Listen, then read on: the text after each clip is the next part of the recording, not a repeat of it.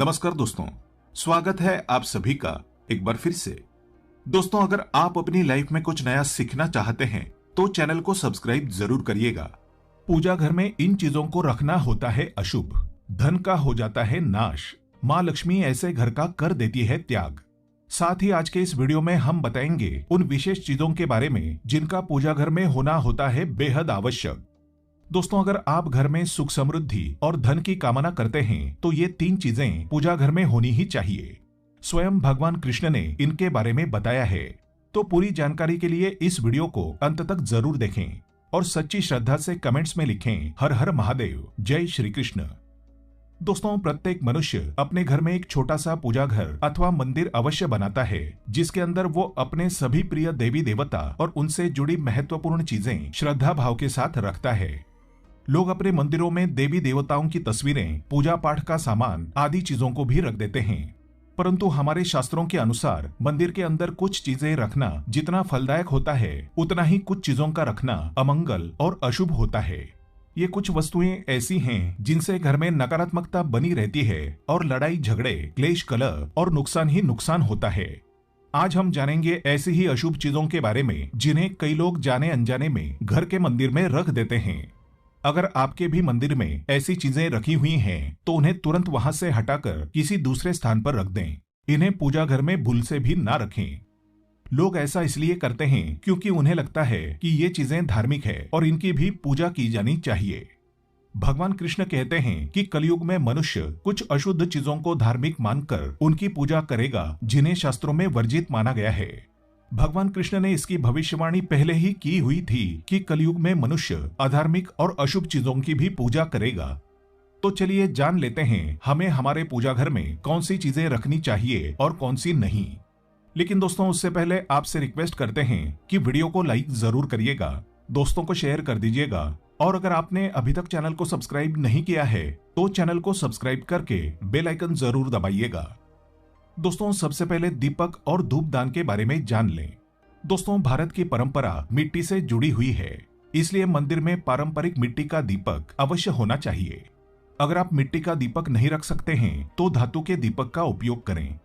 अगर भगवान में आपकी आस्था ज्यादा हो तो आप उपले पर गुड़ और घी रखकर उसका धूप भी दे सकते हैं। ऐसा करने से घर में सुख शांति बनी रहती है। दूसरी चीज है स्वास्तिक। घर के मंदिर में स्वास्तिक अवश्य होना चाहिए। आप इसे रोली से बना सकते हैं। स्वास्तिक आपके घर की शक्ति, सौभाग्य, समृद्धि और शुभता का प्रतीक माना जाता है। यही मुख्य कारण है कि कोई भी शुभ कार्य करने से पहले स्वास्तिक का चिन्ह अवश्य बनाया जाता है। तीसरी चीज है कलश।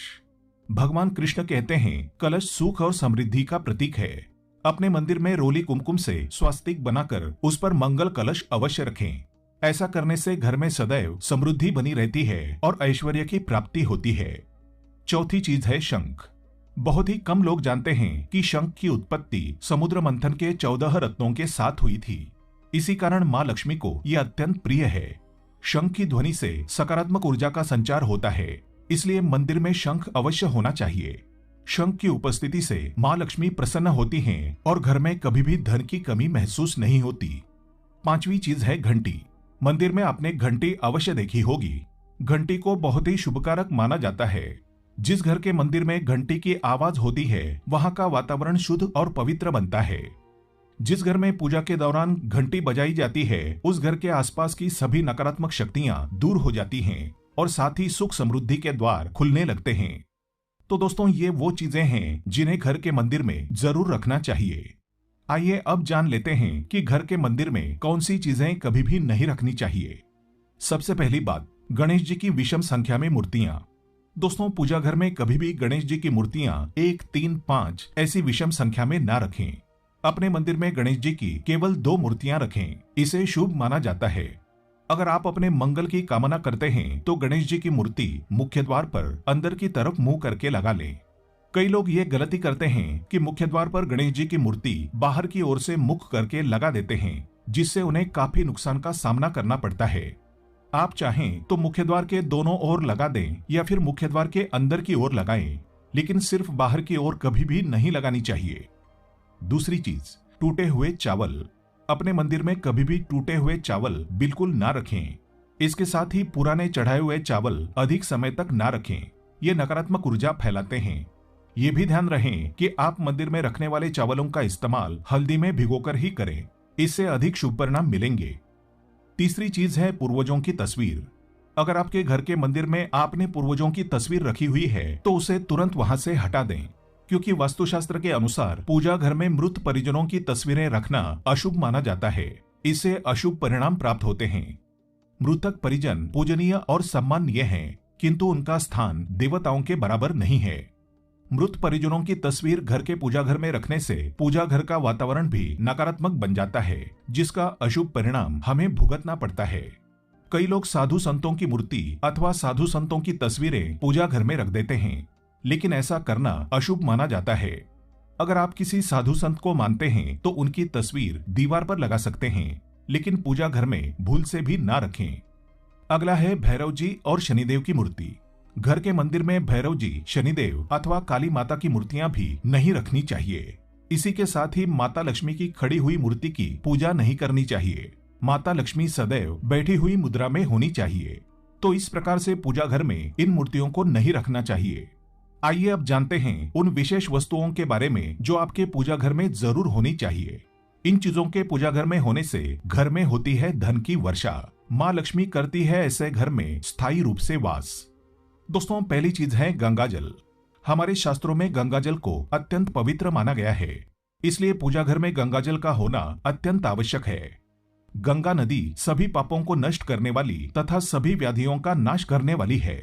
इसलिए अगर आपके पूजा घर में एक तांबे के छोटे से पात्र में आप गंगा जल भरकर रखते हैं तो इससे आपके पूजा घर की शुद्धता हमेशा बनी रहेगी और आपको आपकी पूजा का संपूर्ण फल प्राप्त होगा।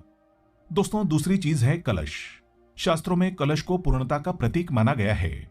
चाहे वो सत्यनारायण की पूजा हो, दीपावली हो, नवरात्रि का पर्व हो या फिर किसी भी प्रकार का उत्सव हो, मांगलिक कार्य हो, कलश की स्थापना किए बिना सब कुछ अधूरा माना गया है। पूजा में कलश का उपयोग देवताओं का आवाहन करने के लिए किया जाता है। ईश्वर के सामने तांबे के कलश में पानी भरकर रखना इतना शुभ होता है कि अगर हम अपनी रोज की पूजा करते समय भगवान के सामने तांबे के कलश में पानी भरकर रखें तो उसका चमत्कारी प्रभाव हमें अवश्य देखने को मिलता है। इसके लिए मुख्य रूप से तांबे के कलश का उपयोग करें। पूजा में अगर किसी सामग्री की कमी रह जाए तो परेशान ना हो या पूजा बीच में ना छोड़ें। ऐसे में भगवान को चावल और फूल चढ़ाएं और मन में ही उस चीज का ध्यान करें। प्लास्टिक की बोतल में या किसी भी अपवित्र धातु के बर्तन में गंगाजल कभी नहीं रखना चाहिए। अपवित्र धातु जैसे एल्यूमिनियम और लोहे से बने बर्तन, इनमें गंगाजल ना रखें। गंगाजल तांबे के बर्तन में रखना शुभ रहता है। केतकी का फूल शिवलिंग पर अर्पित नहीं करना चाहिए। किसी भी पूजा में मनोकामना की सफलता के लिए दक्षिणा अवश्य चढ़ानी चाहिए। माँ लक्ष्मी को विशेष रूप से कमल का फूल अर्पित किया जाना चाहिए और अगर आप ये शुक्रवार के दिन करते हैं तो इससे कई गुना लाभ मिलता है। इस फूल को 5 दिनों तक जल छिड़क कर पुनः चढ़ा सकते हैं। हमेशा इस बात का ध्यान रखें कि कभी भी दीपक से दीपक जलाना नहीं चाहिए। शास्त्रों के अनुसार जो व्यक्ति दीपक से दीपक जलाते हैं वो रोगी होते हैं। घर के मंदिर में सुबह और शाम दीपक अवश्य लगाएं। एक दीपक घी का और एक दीपक तेल का जलाना चाहिए। पूजा में दीपक सही जगह रखना चाहिए। घी का दीपक हमेशा दाईं तरफ और तेल का दीपक हमेशा बाईं तरफ रखें। जलपात्र, घंटा, धूपदानी ऐसी चीजें हमेशा बाईं तरफ रखनी चाहिए। कमेंट बॉक्स में हर हर महादेव लिखना बिल्कुल ना भूलें। उम्मीद करते हैं आपको जानकारी पसंद आई होगी। ऐसे ही धार्मिक जानकारी दिलाने वाले वीडियो देखने के लिए चैनल को सब्सक्राइब करें, बेल आइकन को प्रेस